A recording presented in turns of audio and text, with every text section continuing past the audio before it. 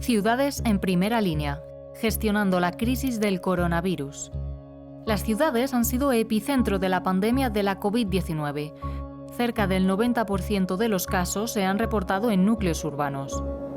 Son espacios hiperconectados con una elevada concentración de población que facilita la actividad económica, cultural y social, pero también la propagación de pandemias. ¿Cuál ha sido el papel de las ciudades en la gestión de la pandemia? Desde su foco inicial en Wuhan, el coronavirus se desplazó en avión a través de la extensa red de ciudades conectadas por la globalización. Al aterrizar, se expandió en el transporte y otros lugares públicos. Los núcleos urbanos, con su gran densidad de población, han visto cómo la pandemia ha destapado sus carencias para afrontar la crisis. Pero el escenario urbano también ha dejado casos de solidaridad e innovación que han intentado tapar las brechas abiertas por la emergencia. ¿Cuáles han sido los retos? Poner de relieve el papel de los servicios esenciales, adaptar servicios públicos, la atención a los grupos vulnerables, las ayudas a empresas y trabajadores afectados y reforzar unos sistemas sanitarios sobrecargados. ¿Cómo lo han hecho? Ha sido necesaria la colaboración con la sociedad civil, el sector privado y la ciencia.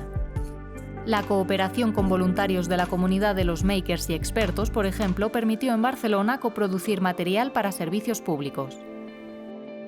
También se crearon nuevas redes de solidaridad para tratar de ayudar a los más vulnerables. En Ciudad del Cabo, el punto más crítico de la pandemia de COVID-19 en Sudáfrica, la población más pobre cayó en grave riesgo de hambruna durante el confinamiento. Surgieron entonces movimientos vecinales para identificar a la población más vulnerable y repartir alimentos y otros bienes esenciales.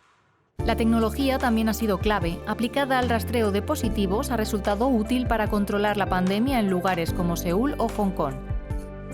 Estas ciudades ya vivieron la trágica experiencia de la pandemia del SARS en 2003. Por eso tenían a punto directrices para monitorizar y combatir enfermedades. Las aplicaciones tecnológicas sirvieron para llevar a cabo meticulosos rastreos. La coordinación entre las diferentes esferas de gobierno, más allá de las diferencias políticas, también ha sido esencial para dar una respuesta a la crisis. En lugares como la región metropolitana de Buenos Aires, por ejemplo, la situación creada por la COVID-19 abrió nuevas vías de comunicación entre los distintos niveles de gobierno y entre la sociedad.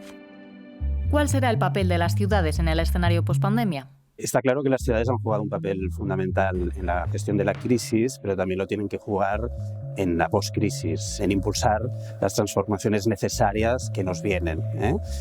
La transición ecológica, la transición digital, abordar la emergencia social, trabajar por la recuperación y hacerlo infrafinanciadas como están, con una falta clarísima de recursos que se liga con una falta de capacidades. Es un reto que nos tenemos que plantear entre todos.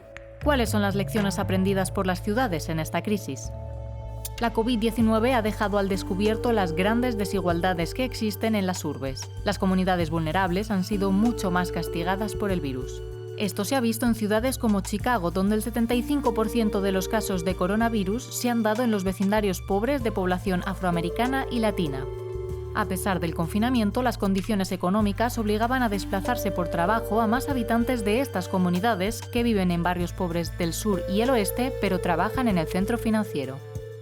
Es fundamental para el futuro tener en cuenta estas desigualdades urbanas y gestionar el transporte, el uso de espacio público y la infraestructura social de los barrios. La COVID-19 también ha revelado la factura que la actividad social y económica pasan al medio ambiente. Durante el confinamiento, cuando todo se paralizó, los índices de contaminación cayeron de forma radical en muchas ciudades. La dimensión ecológica se presenta como algo clave a la hora de repensar las ciudades de la llamada nueva normalidad.